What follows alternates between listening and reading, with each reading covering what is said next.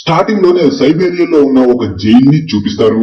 ఇక్కడ చాలా మంది జర్మన్ సోల్జర్స్ ని లైన్ లో నిలబెట్టి ఉంటారు. నిజానికి రెండో ప్రపంచ యుద్ధం ముగిసిన తర్వాత చాలా మంది రష్యన్ సోల్జర్స్ జర్మన్ సోల్జర్స్ ని బంధించి వాళ్ళని ఒక జైల్లో పెట్టి వాళ్ళతో బొగ్గు గనుల్లో పని చేయిస్తూ ఉంటారు. చెప్పాలంటే ఇక్కడ సోల్జర్స్ తక్కువగానే ఉంటారు, కానీ ఈ జైలు నుంచి ఎవ్వరూ తప్పించుకోవడానికి సాహసం చేయరు. ఎందుకంటే ఇది ఊళ్ళకి వేల కిలోమీటర్ల దూరంలో ఉంటుంది. చుట్టూ ఎటు చూసిన మంచే. ఆ జైలు నుంచి తప్పించుకొని పారిపోతే ఆ మంచులోనే నడిచి చచ్చిపోవాల్సిందే. అందుకే తప్పించుకోవడానికి కూడా ఎవ్వరూ సాహసం చేయరు. ఈ జైలు మధ్యలో ఉంటుంది, చుట్టూ ఎటు చూసినా మంచే ఉంటుంది.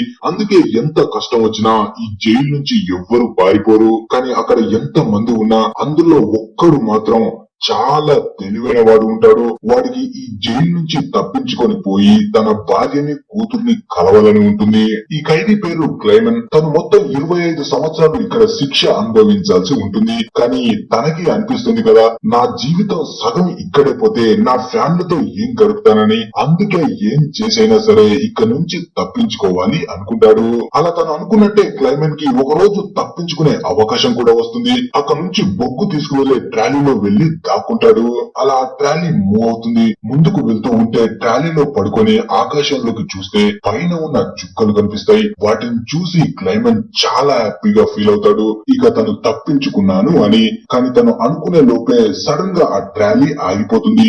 ఏంటని తన తల పైకెత్తి చూస్తే తన ముందు ఒక రష్యన్ సోల్జర్ గన్ గురి పెట్టుకుని ఉంటాడు. అలా మళ్ళీ తనని జైల్లోకి తీసుకువెళ్లి ఇక తను పారిపోవడానికి ప్రయత్నించినందుకు ఓపెన్ సెల్ లో బంధిస్తారు. చలికి రాత్రి పగులు అక్కడే తను ఉండాల్సి ఉంటుంది. అలా నైట్ కి వర్షం పడుతున్నా ఆ గడ్డ కట్టించే చలిలో నరకం అనుభవిస్తూ అక్కడే ఉంటాడు. అలా 2 రోజులు తనని అదే సెల్లో ఉంచుతారు. తర్వాత రోజు జైల్ వార్డెన్ క్లైమన్ దగ్గరకు వచ్చి తనని బయటికి తీస్తాడు. కానీ తనని ఒక్క దెబ్బ కూడా కొట్టడు. నీ దోస్తులు నీ కోసం వెయిట్ చేస్తున్నారని తన దోస్తులు ఉండే ప్లేస్ కి తీసుకుని వెళ్తాడు. అక్కడ తన దోస్తులు అందరూ కర్రల్ని బెల్టుల్ని పట్టుకొని రెడీగా ఉంటారు. వాళ్ళు ఇప్పుడు క్లైమన్ పై కోపంలో ఉంటారు. వీడు పారిపోయిన కారణంగా 2 రోజుల నుంచి మాకు తిండి పెట్టడం లేదు అని.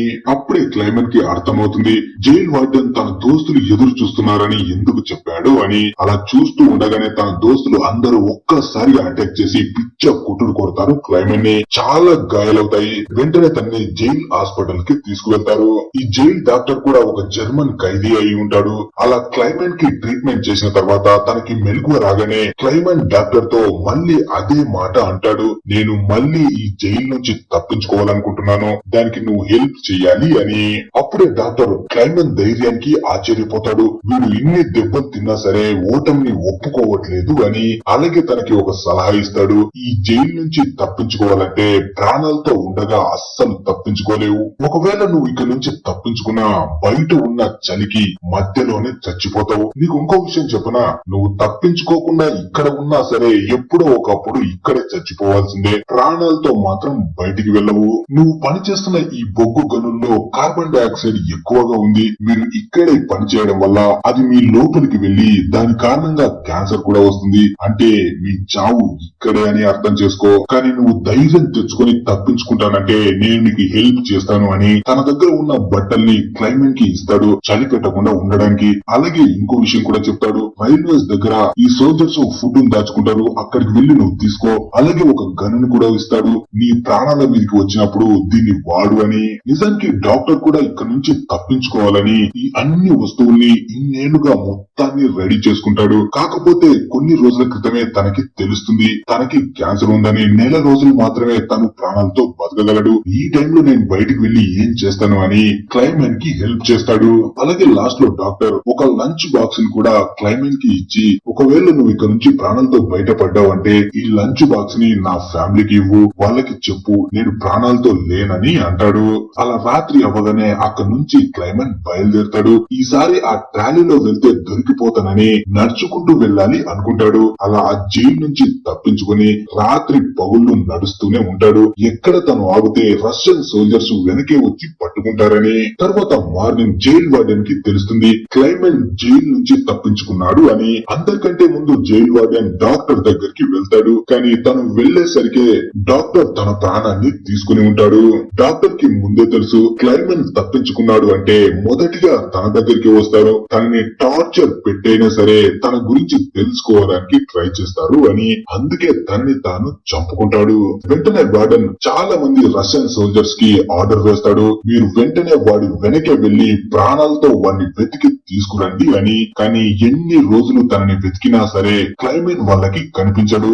ఇక్కడ క్లైమెన్ కు ఉన్న మంచి విషయం ఏంటంటే తను ముందుకు వెళ్లే కొద్దీ మంచు పెరగడం వల్ల తను వెళ్తున్న గుర్తులు కూడా ఆ మంచు వల్ల కూరుకుపోతాయి. అందువల్ల తను వెళ్లే దారి కూడా వెనక వస్తున్న సోల్జర్స్ కి తెలీదు. ఇక రష్యన్ అధికారులకి అనిపిస్తుంది క్లైమన్ ప్రాణాలతో బతికిలేడు, ఈ మంచు కారణంగా చలిలోనే ఎక్కడో చనిపోయాడు అని. కానీ వార్డెన్ కి అలా అనిపించదు. వాడు చాలా తెలివైన వాడు, చాలా స్ట్రాంగ్ కూడా, అంత తొందరగా వాడు చావడు అనుకుంటాడు. అందుకే జైలు వార్డెన్ తనని వెతుకుతూనే ఉండమని సోల్జర్స్ కి ఆర్డర్ వేస్తాడు. అలా 9 రోజుల తర్వాత మళ్ళీ మనకి క్లైమన్ కనిపిస్తాడు. తను చాలా హుషారుగా ముందుకు వెళ్తూనే ఉంటాడు. అలా చాలా దూరం వచ్చిన తర్వాత సడన్ గా తనకి కుక్కలు అరుస్తున్న సౌండ్ వినిపిస్తుంది. చుట్టూ చూస్తాడు. అప్పుడు తనకి ఒక స్లెడ్జ్ కనిపిస్తాడు. తను డైరెక్ట్ గా క్లైమన్ వైపే వస్తూ ఉంటాడు. క్లైమన్ తనను చూసి కింద పడగానే తన పై నుంచి ఆ స్లెడ్జ్ వెళ్లిపోతాడు. నిజానికి ఇదంతా క్లైమన్ కలగంటూ ఉంటాడు. 9 రోజుల నుంచి తను రేయింబగలు నడుస్తూనే ఉన్నాడు కాబట్టి తనకి నిద్ర ఉండదు. ఇప్పుడు తను తెచ్చుకున్న ఫుడ్ అయిపోతుంది, వాటర్ కూడా అయిపోతుంది. ఇక తను ముందుకు వెళ్లడం కష్టంగా మారుతుంది. అయినా సరే తను పట్టు వదలని విక్రమార్కుడు లెక్క ముందుకు నడుస్తూనే ఉంటాడు. అలా కొంత దూరం వచ్చేసరికి తన ఒంట్లో ఓపిక అయిపోయి కింద పడిపోతాడు. ఇప్పుడు తనకి ఆహారం కావాలి. అప్పుడు తనకి వింత సౌండ్ వినిపిస్తుంది. ఏంటని చుట్టూ చూస్తే ఒక షీల్ తన ముందు కనిపిస్తుంది.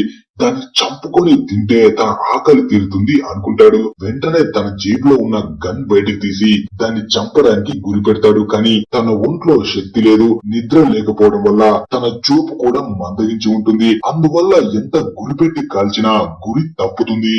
అలా సీల్ ఆ గన్ సౌండ్ విని అక్కడి నుంచి పారిపోతూ ఉంటుంది. ఇప్పుడు క్లైమన్ కి ఒక్కటే అనిపిస్తుంది, ఇన్ని రోజుల తర్వాత తనకి ఫుడ్ దొరికింది, ఆ ఫుడ్ తినకపోతే తను చనిపోతాడు. ఇప్పుడు ఎలాగైనా సరే దాన్ని పట్టుకోవాలని లేవలేకున్నా సరే కష్టం మీద పైకి లేచి దాన్ని పట్టుకోవడానికి ముందుకు వెళ్తూ ఉంటాడు. కానీ సడన్ గా తన కాలు స్లిప్ అయి వాటర్ లో పడుతుంది. అప్పుడే తన కాలికి గాయం కూడా అవుతుంది. అయినా సరే ముందుకు వెళ్తాడు. అప్పుడే ఆ షీల్ ఒక మంచు గడ్డ అటు పక్కకు వెళ్లి ఆగుతుంది. అలాగే క్లైమన్ ముందుకు వెళ్ళగానే అది వాటర్ లో పడబోతుంది అనగా లాస్ట్ సారిగా గన్ ని షూట్ చేస్తాడు. దాంతో ఆ బుల్లెట్ తగిలి ఆ షీల్ అక్కడే చనిపోతుంది. అలా ఇప్పుడు చాలా రోజుల తర్వాత తన మనసు పూర్తిగా తింటాడు. తిన్న తర్వాత కొంతసేపు రెస్ట్ తీసుకుని మళ్ళీ అక్కడి నుంచి ప్రయాణాన్ని మొదలు పెడతాడు. ఇప్పుడు తను ముందుకు వెళ్తూ ఉంటే ఎటు చూసినా తన చుట్టుపక్కల ఎవ్వరూ కనిపించరు. అందుకే తనలో తాను మాట్లాడుకుంటే పిచ్చి వల్ల అయిపోతానని, తనతో మాట్లాడుకోకూడదని కొన్ని మంచి మాటల్ని తనకి తాను చెప్పుకొని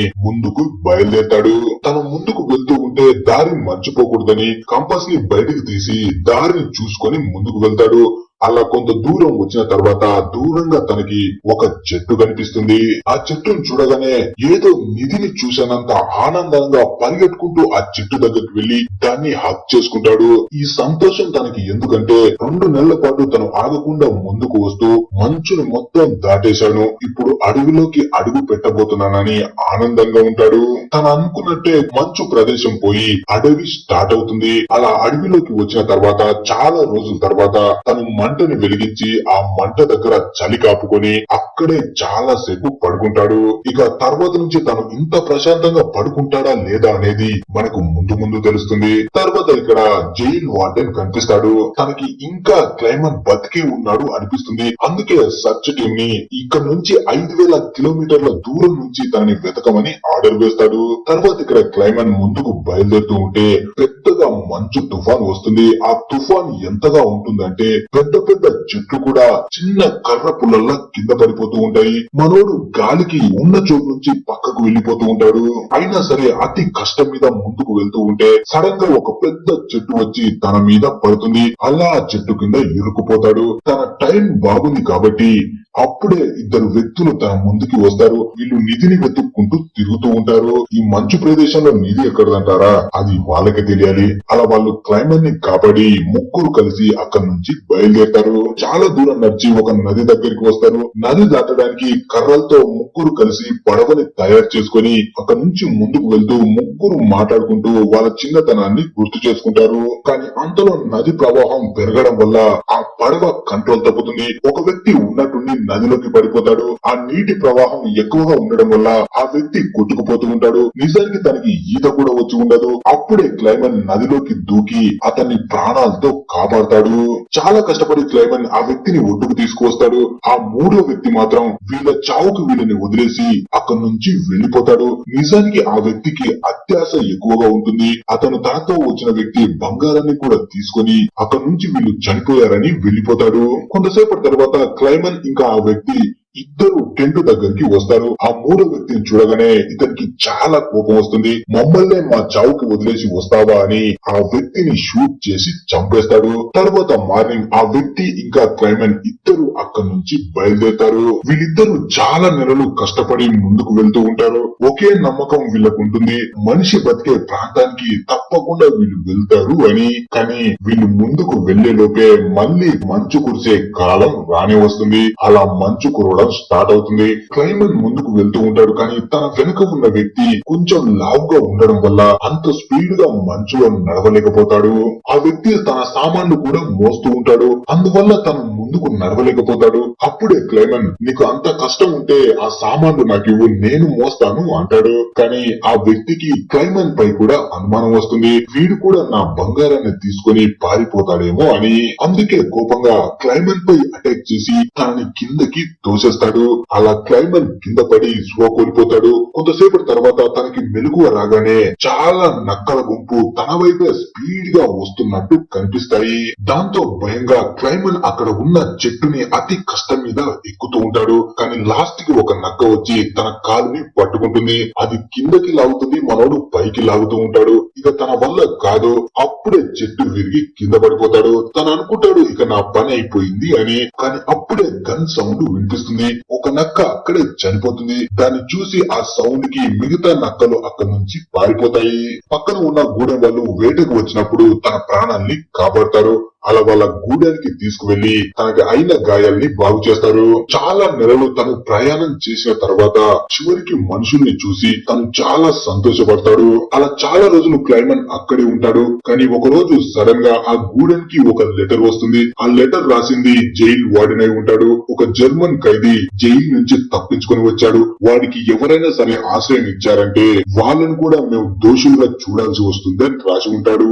ఇక తనకి ఇష్టం లేకపోయినా ఆ గూడాన్ని వదిలి తను వెళ్లాల్సిన పరిస్థితి వస్తుంది. తను వెళ్ళకపోతే మొత్తం ఈ గూడాన్ని తనకి ఆశ్రయం ఇచ్చినందుకు నాశనం చేస్తారు. ఆ ఊరి వాళ్ళు కూడా క్లైమన్ ని చాలా బాగా చూసుకుంటారు. ఇప్పుడు తను వెళ్లిపోతున్నందుకు తను తినడానికి ఫుడ్ ని అలాగే వేటాడే ఒక కుక్కని తనతో పాటు ఇచ్చి పంపిస్తారు. తను ఒక్కడే కాకుండా ఇప్పుడు తనతో పాటు ఆ కుక్క కూడా ఉంది కాబట్టి తను సంతోషంగా ముందుకి బయలుదేరతాడు. అలా చాలా రోజులు ప్రయాణం చేసి ముందుకు వచ్చాక వాళ్ళకి చెట్లను కట్ చేసే ఒక ఫ్యాక్టరీ కనిపిస్తుంది. అక్కడికి రాగానే కొంతమంది ఆ కుక్కని షూట్ చేయడానికి ట్రై చేస్తారు. అప్పుడే క్లైమన్ ఆ కుక్కని కాపాడడం కోసం వాళ్ళ ముందుకు వెళ్తాడు. వాళ్ళు క్లైమన్ ని గుర్తుపట్టి వాళ్ళ లీడర్ దగ్గరికి తీసుకువెళ్తారు. లీడర్ దగ్గర క్లైమన్ జరిగింది మొత్తం చెప్తాడు. తన గురించి తెలిసిన తర్వాత అక్కడ ఉన్న వాళ్ళు కూడా చాలా ఫీల్ అవుతారు. అందుకే తనకి తినడానికి ఫుడ్ నిచ్చి జర్మన్ వెళ్లే ట్రైన్ లో ఎక్కిస్తారు. ఇప్పుడు తన దేశానికి వెళ్లబోతున్నానని క్లైమన్ చాలా సంతోషంగా ఉంటాడు. నిజానికి ఆ లీడర్ గాడు ఫుడ్ అయితే పెట్టాడు, కానీ దొంగన కొడుకు జైలు వార్డెన్ కి ఇన్ఫర్మేషన్ ఇస్తాడు. అందుకే క్లైమన్ దిగే స్టేషన్ దగ్గర తనకంటే ముందే జైలు వార్డెన్ వెళ్లి వెయిట్ చేస్తూ ఉంటాడు. తను దిగంగానే పట్టేసుకోవాలి అని. కానీ స్టేషన్ కొంత దూరం ఉంది అనగానే క్లైమన్ రష్యన్ సోల్జర్స్ ని చూసేస్తాడు. దాంతో వాళ్ళ నుంచి తప్పించుకోవడం కోసం స్టేషన్ కంటే ముందే ట్రైన్ నుంచి దూకి తప్పించుకుంటాడు. కానీ రష్యన్ సోల్జర్స్ తనని చూసేస్తారు. దాన్ని పట్టుకోవడానికి వెంట వస్తూ ఉంటారు. అయినా సరే క్లైమన్ వాళ్ళ నుంచి తప్పించుకొని ముందుకు వెళ్తూ ఉంటే సడన్ గా తన ముందుకి వార్డెన్ వస్తాడు. వార్డెన్ ని చూడగానే క్లైమన్ అనుకుంటాడు, ఇన్ని నెలలు చావుని పనంగా పెట్టి ఆ మంచును దాటి బయటికి వస్తే ఇప్పుడు మొత్తం పోయింది, నా పరిస్థితి మళ్ళీ మొదటికి వచ్చింది అనుకుంటాడు. కానీ తన పక్కన ఉన్న ఆ కుక్క తను పెట్టిన తిండికి రుణం తీర్చుకుంటుంది. వెంటనే ముందర ఉన్న వార్డెన్ పై అటాక్ చేస్తుంది. ఇదే టైంలో క్లైమన్ అక్కడి నుంచి పారిపోతాడు. అలా ఎవ్వరికి దొరకకుండా స్పీడ్ గా వెళ్తూ ఉంటే సడన్ గా తనకి వెనుక నుంచి బుల్లెట్ సౌండ్ వినిపిస్తుంది. వెనక్కి తిరిగి చూస్తే వార్డెన్ తన కుక్కని చంపేసి ఉంటాడు. అయినా ఇప్పుడు తను ఆగేదే లేదు కాబట్టి ఇంకా స్పీడ్ గా ముందుకు పరిగెడతాడు. అలా పరిగెట్టుకుంటూ బ్రిడ్జ్ పైకి వెళ్లి ముందుకు వెళ్తున్న ట్రైన్ పైకి దూకి అక్కడి నుంచి తప్పించుకుంటాడు. రెండోసారి జైల్ వార్డెన్ నుంచి తను తప్పించుకున్నది. అలా అక్కడి నుంచి మళ్ళీ తన ప్రయాణాన్ని మొదలు పెడతాడు. ఇప్పుడు 1952వ సంవత్సరం వస్తుంది. అంటే తను జైలు నుంచి తప్పించుకుని మొత్తం 6 సంవత్సరాలు గడిచిపోతాయి. ఇప్పుడు తను ఏషియన్ కంట్రీలోకి అడుగు పెడతాడు. తను ఒక ఊర్లోకి రాగానే తన చుట్టూ తినడానికి ఫుడ్ కనిపిస్తూ ఉంటుంది. కానీ కొనడానికి పైసలు ఉండవు. ఎవ్వరు తనని దగ్గర కూడా రానివ్వరు. అలా ముందుకు వెళ్తూ ఉంటే తనకి 2 అమ్మాయిలు కనిపిస్తారు. వాళ్ళు ప్యాన్ కేక్స్ ని తయారు చేస్తూ ఉంటారు. వాటిని చూడగానే క్లైమేట్ కి తినాలనిపిస్తుంది. కానీ జేబులో పైసలు నిల్లు. అందుకే అక్కడి నుంచి బాధగా వెళ్తూ ఉంటాడు. అప్పుడే ఒక అమ్మాయి తన మీద జాలి కలిగి ఒక ముక్కని తనకి తినడానికి పంపిస్తుంది. అది తీసుకొని మనోడు చాలా జాలిగా చూస్తాడు. వెంటనే వాళ్ళకి థ్యాంక్స్ చెప్పి దూరంగా వెళ్లి కూర్చొని ఆ కేక్ ని తినేస్తాడు. అక్కడే మనకి ఇంకో వ్యక్తి కూడా కనిపిస్తాడు. తను క్లైమేట్ ని చూసి వెనకే ఫాలో అవుతూ ఉంటాడు. క్లైమేట్ ఒక చర్చి లోపలికి వెళ్తే తను కూడా ఆ చర్చి లోపలికి వస్తాడు. నిజానికి ఈ వ్యక్తి కూడా ఒకప్పుడు ఖైదీగానే ఉండేవాడు. ఇప్పుడు క్లైమేట్ ని చూసి తను అర్థం చేసుకుంటాడు. తనని పోలీసులకి పట్టించకుండా తనకి హెల్ప్ చేయాలి అనుకుంటాడు. అలా ఆ వ్యక్తి క్లైమేట్ ని తన ఇంటికి తీసుకువెళ్లి ఫుడ్ పెడతాడు. అలాగే చాలా రోజుల తర్వాత క్లైమేట్ క్లీన్ షేవ్ చేసుకుంటాడు. ఇప్పుడు ఈ వ్యక్తి ఎలాగైనా క్లైమేట్ కి హెల్ప్ చేయాలని తనకి ఒక కొత్త పాస్పోర్ట్ ని ఇస్తాడు. తను రష్యన్ బోర్డర్ ని దాటాలంటే ఈ పాస్పోర్ట్ ఉండాల్సిందే. పాస్పోర్ట్ చూడగానే తన కళ్ళల్లో నీళ్లు తిరుగుతాయి. అలా ఆ వ్యక్తికి థ్యాంక్స్ చెప్పి అక్కడి నుంచి రష్యన్ జర్మనీ బోర్డర్ దగ్గరికి బయలుదేరతాడు. కొన్ని వారాల తర్వాత క్లైమేట్ బోర్డర్ దగ్గరికి వస్తాడు. అక్కడ ఉన్న రష్యన్ ఆఫీసర్ కి తన పాస్పోర్ట్ ఇస్తాడు. పాస్పోర్ట్ అయితే ఇచ్చాడు కానీ తన లోపల భయంగానే ఉంటుంది. ఎక్కడ వాళ్ళు తనని గుర్తుపడతారో, వాళ్ళకి దొరికిపోతానో అని చాలా భయంగా ఉంటాడు.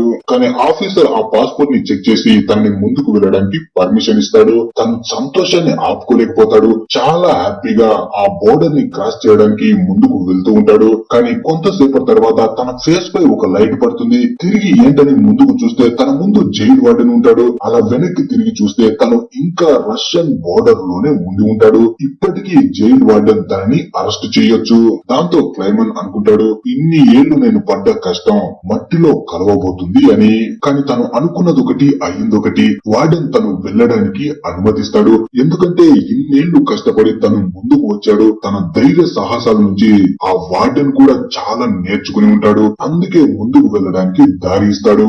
ముందుకు వెళ్తూ ఉంటే వార్డెన్ ఒక మాట అంటాడు, ఈ యుద్ధం 2 సోల్జర్స్ కి సంబంధించింది. ఒకటి నువ్వు, ఒకటి నేను. ఇందులో నువ్వు గెలిచావు, నేను ఓడిపోయాను. ఇక ముందుకు వెళ్ళిపో అంటాడు. అలా క్లైమన్ అక్కడి నుంచి బోర్డర్ దాటేస్తాడు. ఆ తర్వాత తన ఇంటి దగ్గరికి వస్తాడు. ఇంట్లో తన వైఫ్, కూతురు 2 ఉంటారు. వాళ్ళు చర్చికి వెళ్తే వాళ్ళ వెనకే చర్చి దగ్గరికి వెళ్తాడు. ఇప్పటి వరకు తన కూతురిని పిలవడు. ఎందుకంటే తన కూతురికి కూడా నమ్మకం ఉంటుంది, వాళ్ళ నాన్న ప్రాణాలతోనే ఉన్నాడు, ఎప్పటికైనా తిరిగి వస్తాడు అని.